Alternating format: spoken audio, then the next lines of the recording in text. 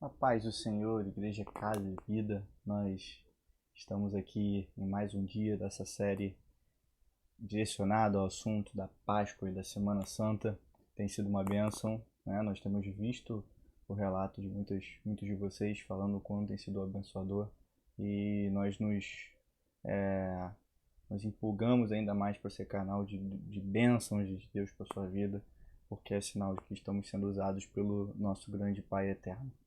Hoje nós vamos falar um pouco sobre o que aconteceu na quinta-feira, né?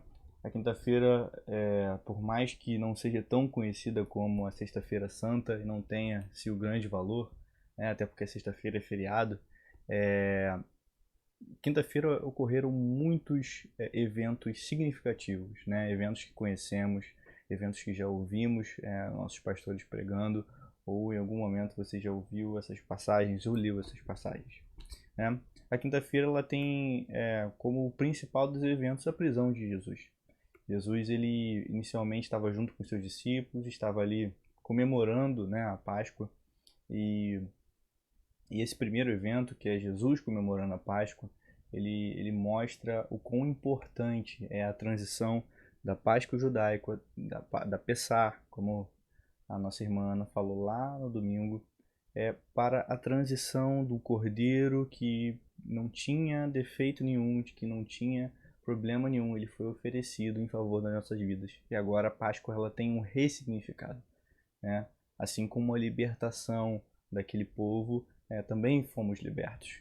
Então, o fato de Jesus ter comemorado a Páscoa junto com os seus discípulos faz com que nós venhamos a entender a oportunidade que hoje temos de comemorar uma Páscoa e o significado de sermos livres e libertos pelo Senhor, né? Depois também Jesus vai comemorar, vai ali efetuar, né, a ceia que hoje nós relembramos, né? Então, e nessa ceia ali há um momento de comunhão, há um momento em que é dividido o pão, um momento em que também é repartido entre eles ali o vinho, enfim, é um momento em que traz a nós uma expectativa da comunhão eterna com o Pai. O significado da Páscoa traz a ressurreição do Filho e a libertação sobre as nossas vidas e que nos faz ter esperança de uma vida eterna e a comunhão eterna com Deus. Aquilo que hoje nós celebramos, aquilo que hoje nós é, relembramos, é só o maior marco que houve nessa eternidade. É só o maior milagre que poderia existir para a minha vida, para a sua vida, que é a comunhão e a ligação direta com o Pai através de Jesus Cristo. Outra situação especial foi, na quinta-feira, foi a conversa de Jesus com Pedro e logo depois, mais para o final do dia, a, a, é, a, a, a resposta de Pedro através daquela conversa que Jesus teve, Pedro negando a Jesus 3 vezes, né? Também um fato muito conhecido e um evento conhecido que aconteceu na quinta-feira.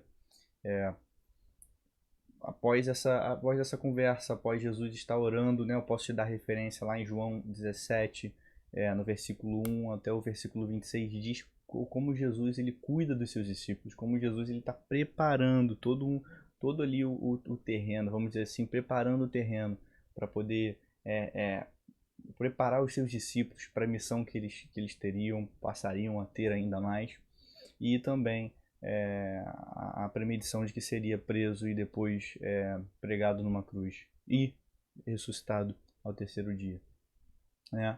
Mas antes de ser preso Jesus ele vai ao Getsemane. Jesus ele vai lá orar, ele quer ser o filho em que todos nós queremos ser, unido com o Pai. Então, no momento de maior dificuldade, Jesus ele se apegou ao Pai e foi no Getsemane. Ele não aguentava mais, ele estava totalmente exausto de todo o clima que estava sendo gerado, mas mesmo assim Jesus não fugiu do propósito, né? E se hoje comemoramos, é muito por causa disso. Jesus é preso e entregue por um de seus discípulos que o traiu. Jesus ele até vai até o Sinédrio, e isso me lembra muito do filme A Paixão de Cristo, que é um indicativo para todos nós estarmos relembrando, revendo ou vendo pela primeira vez nessa semana tão importante, que nos faz ter noção, né, muito próxima do sacrifício, da entrega que Jesus teve pelas nossas vidas, né?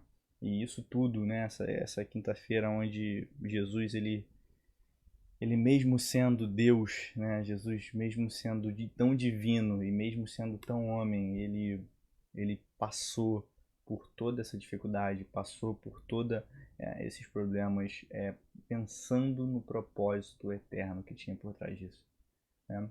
A Páscoa, além de nos dar uma esperança do futuro, ela nos faz sermos impulsionados a viver por um propósito. Eu não vivo por eventos, eu não vivo por projetos, eu vivo por um propósito.